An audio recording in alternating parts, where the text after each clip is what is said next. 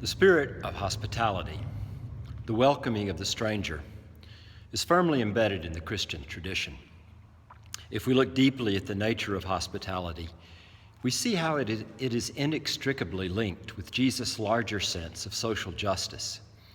Making a place at the table for the stranger is a way of saying, I respect you, not because of who you are or the social position you occupy, but because you're a human being, one of God's children. Hospitality and justice go hand in hand. When hospitality is extended to all, regardless of wealth, status, color, or sexual orientation, God's justice is being done. Hospitality isn't just a transaction. It's not a business deal or a calculated gift with an anticipated return. It doesn't have anything to do with improving one's social status or enticing someone into some kind of commitment. Hospitality is an unconditional gesture, offered in love, with no obligations attached. A number of years ago, when my daughter Lillian was about 10 or 11, we joined a group of members of our local parish to feed the homeless and hungry that collect every Sunday afternoon at a soup kitchen called Trinity House in downtown Austin. After preparing the sausage wraps and fruit and lemonade, most of the volunteers gathered around the edges of the mandatory worship service that was held prior to every meal. As Lillian and I stood on the fringes of the room, looking out over this crowd of hungry, tired, and troubled people, my young daughter, wise beyond her years, leaned over to me and said, "Dad, shouldn't we be sitting with them?" I smiled and answered, "Of course, honey, of course we should." And so we shifted some chairs around and found a place sandwiched between an old man who smelled of cheap whiskey and stale urine and a smiling, toothless, drooling woman who sang Amazing Grace at the top of her lungs. Lillian saw that we weren't called to Trinity House just to serve sausage wraps, but to find our place among the guests at the wedding banquet. Later, I noticed that she had left her post at the drinking station and was going from table to table serving lemonade and chatting with our guests, treating them with the dignity they deserved and seldom received. She was entertaining angels without knowing it.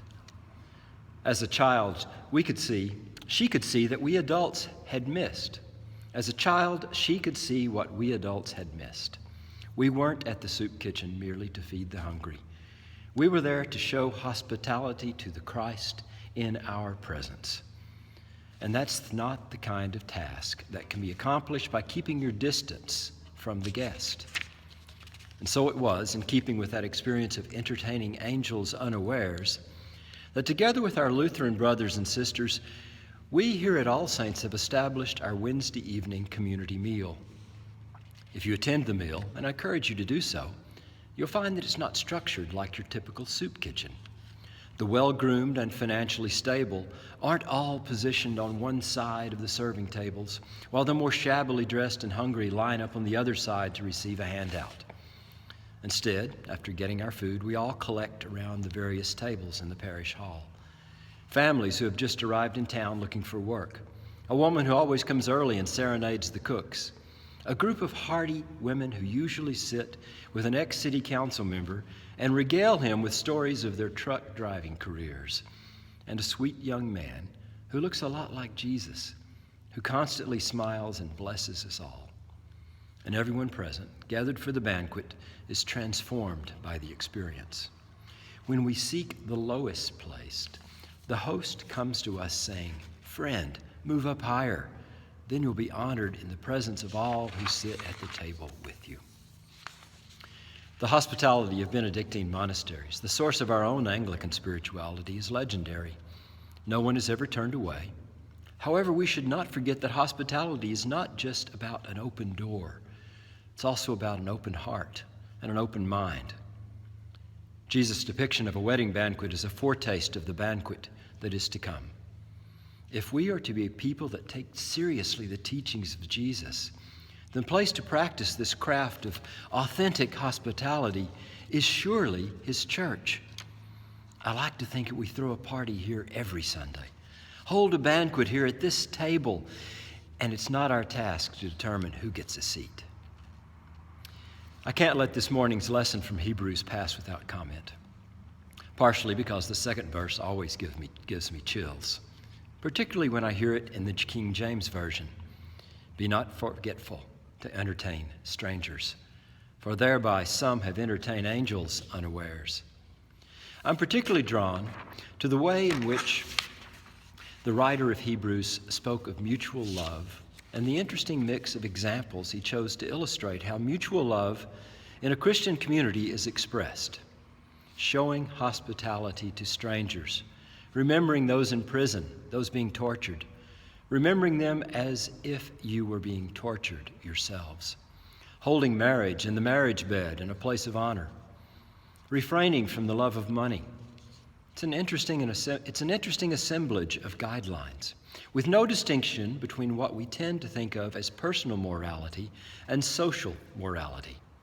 They're all lumped together as expressions of love, doing good, loving the stranger, loving your partner. And the practice of this kind of love leads us to God's assurance, I will never leave you or forsake you. Our coffee hour is important because it is a place where community is nurtured. It's also important because it is a place where we can welcome guests, make them feel at home, and hopefully return to All Saints.